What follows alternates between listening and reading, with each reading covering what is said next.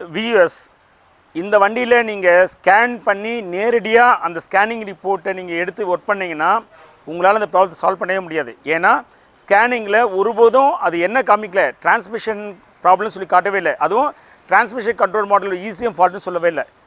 சரியா, transmission control unit பக்காவாக இருக்குது அப்படின்னு சொல்லி காட்டுது. சரியா, ஆனால் ரியலாக வந்து பார்த்தீங்கன்னா தேர்ட் கியரில் தான் இருக்குது. ஸோ இந்த மாதிரியான காம்ப்ளெக்சிட்டி இருக்கிறதுனால தான் நம்ம சொல்கிறோம் ஸ்கேன் பண்ணி மட்டுமே ப்ராப்ளத்தை கண்டுபிடிச்ச முடியாது. அதனால தான் நம்ம டயக்னோசிஸ் பண்ணணும்னு சொல்கிறோம். டயக்னோசிஸில் ஒரு பார்ட் தான் ஸ்கேன். எல்லாரும் மட்டும் கன்ஃபியூஸ் பண்ணிங்க. டயக்னோசிஸ் ஒரு பார்ட் ஸ்கேனிங் தெரியாமல் ஸ்கேன் பண்ணால் கண்டுபிடிச்சலாம். ஸ்கேன் பண்ணால் இப்போ இதெல்லாம் கண்டுபிடிக்க பிடிக்க முடியாது. உங்களுக்கு ஒவ்வொன்றும் ஒரு வித்தியாசமாக இருக்குது. ஸ்கேன் பண்ணுறது ஒரு பேசிக் இன்ஃபர்மேஷன், அது ஒரு சில ஐடியாஸ் கொடுக்கும். இப்போ இந்த வண்டி எடுத்துட்டிங்கன்னா உங்களுக்கு இந்த வெர்னா எடுத்துட்டிங்கன்னா இது ஒரு வித்தியாசமான கம்ப்ளைண்ட். சரியா, அதே மாதிரி இந்த கிராண்ட் ஐட்டன் எடுத்திங்கன்னா இது ஒரு வித்தியாசமான கம்ப்ளைண்ட்டு. இது எல்லாமே வந்து பார்த்தீங்கன்னா வித்தியாசமான, அதாவது இதுக்கான ரூட் காஸ் வேறு.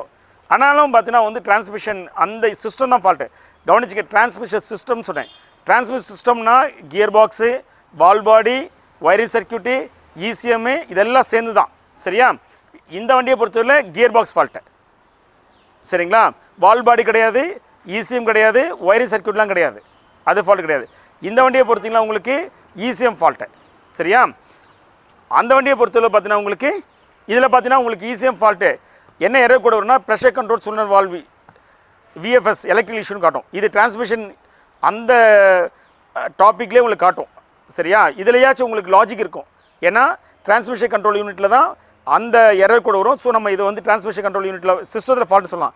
டிரான்ஸ்மிஷன் சிஸ்டத்தில் ஃபால்ட்டுன்றனாலேயே நேராக நீங்கள் ஈஸியாக போய் திறந்துட முடியாது. சில நேரம் வந்து இந்த வண்டியோட அந்த டிரான்ஸ்மிஷன் சோலினாய்டு இருக்குது பார்த்தீங்களா, அதில் ஃபால்ட் இருக்கலாம்.